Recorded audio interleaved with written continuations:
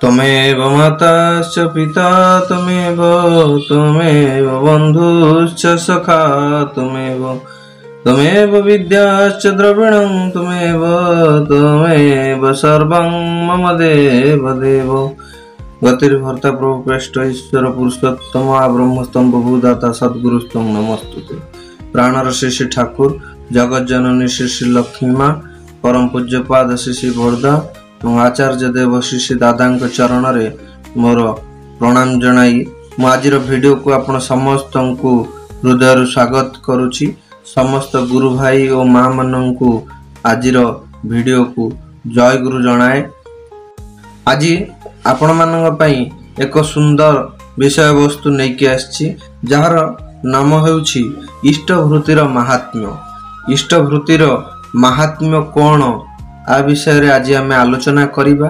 आलोचना को आरंभ करिया पूर्व जदि आपण माने मोर चैनल को प्रथम थर पई देखुछंती तो चैनल को सब्सक्राइब करने को भूलंतुनी। चैनल को सब्सक्राइब करंतु आ बेल आइकन को दबाई दियंतु जेमति नेक्स्ट वीडियो आपन पाखरे प्रथमे पहुंची परिबो। आउ वीडियोटी की सदा बेले लास्ट पर्यंत देखंतु, शेष जाए देखंतु, वीडियोर मर्म को बुझिबा संभव। प्रत्येक जिनस ठाकुरंकर वास्तव कथा को लेकिन आधारित कौनसी मन बढ़ा कथा नुह। तेणु वीडियो को शेष जाए आपण माने देखंतु, बहुत सुंदर लागिबो। आ जदि आपण माननको वीडियो भलो लागे ताहाले आपणकर सांग साथी बंधु बांधव मान सहित शेयर करिया को भूलंतुनी। वीडियो को लाइक करंतु और शेयर मध्य करंतु। तो चलंतु आज वीडियो को आउ बेसी विलंब करिबानी आरंभ करिबा। आज जो सुंदर विषय वस्तु अछि इष्टभृतिर महात्म्य ताको आमे आलोचना करिबा। श्री श्री ठाकुर कौन कहिछंती इष्टभृति संबंधी बाणी ताको आमे आज आलोचना करिबा। जीवनदा बोली जने ठाकुरंकर पार्षद भक्त श्री श्री ठाकुरंको प्रश्न करुछंती, मो सहित जने डाक्तर भाई आसीछंती, से कहउछंती इष्टभृति सबुदिन न करी मासरे किछि टंका देई देले तो हुए। श्री श्री ठाकुर प्रश्नर उत्तर देउछंती, इष्टभृतिर भयानक गुण अछि, ताहा आगंतुक अनेक व्याघात को बा विपद को रोध करि दिए। आमर गीतारे अछि, इष्टं को न देई जे खाए से चोर सदृश। एपरिकी अमेरिकन साहेब जेम्स मध्य कहिछंती जे एपरि देवार क्रिया असंभव, एटा करिबा को ही हेबो। इष्टभृतिटा तो चांदा नुहे, पूर्वे गुरु को जो वार्षिक देउथिले ताहा मध्य नुहे। एहार जे केते गुण ताहा ठीक भाबरे करिले ही बुझा पड़े। जेतेबेले ही चालिबा पथरे कोनोसी भल न हुए सेतेबेले ही बुझिबा को हेबो इष्टभृति रे कोनोसी गंडगोल निश्चय अछि। एते सरलतम आउ सबुठारु शक्तिशाली पथ आउ कोठी नाही। एहा प्रतिदिन ही करिबा को हेबो एवं 30 दिन पठाई देबा को हेबो।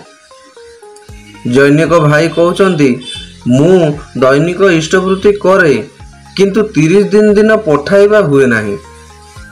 श्री श्री ठाकुर उत्तर देउछंती, सही जगह ही गंडगोल आसीबार रास्ता खोली थाए आउ मुंडरे विषय और व्यापारर गुड़िकर एडजस्टमेंट बा नियंत्रण ठीक भाबरे हुए नाही। मोर बापा बसी रहिछंती दूर रे, मु जदि 30 दिन न पठाए ताहेले से न खाई रहिबे। एही उपास रहिले मोर बापा को को कष्ट हेबनी।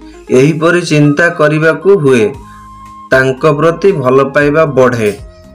सही भाई जनक पुणी कहउछंती, मोर ए इष्टभृति करिबा विषय रे केते लोक थट्टा करंती, नाना रकमर प्रचार करंती।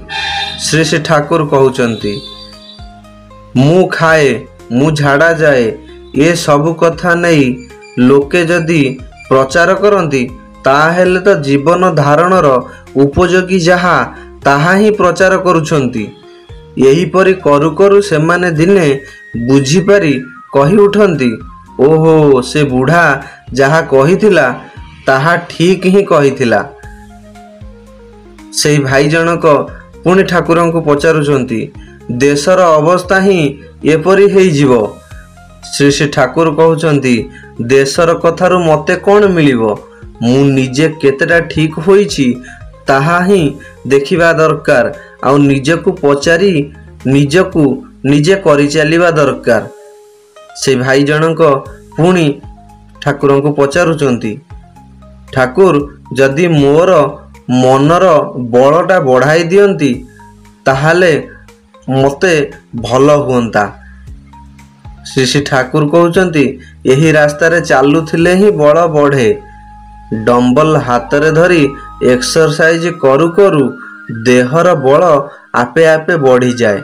सेहीपरि इष्टवृत्ति करी मनीष इष्ट कर्म रे लिप्त रही इष्ट रास्तारे चालू चालू ता भितरे असुमारी बल आपे आपे आसी जाए। तेणु करिबाकू हुए। इष्टवृत्ति हेउची प्रत्यक्ष करणीय, निजे करिबाकू पड़िबो। आ करिले ही आकू अनुभव करि हबो, नहले कोनोसी प्रचार द्वारा आकू अनुभव करिबा संभव नुहे। श्री श्री ठाकुरंकर ए अमीय निर्झर बाणी जहाँकि आम जीवन रे प्रकृत रे बहुत किछि परिवर्तन आणुछि। काहींकि ना ठाकुरंकु धरी जे चालीछि सी ही अनुभव करि परिबो प्रकृत रे जीवन रे एही सबु वास्तव जिनस रे कोन परिवर्तन आसे।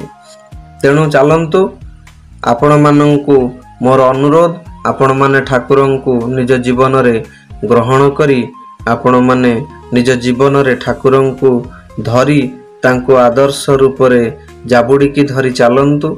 आउ इष्टवृत्ति को कंटाए कंटाए मानि चलंतु।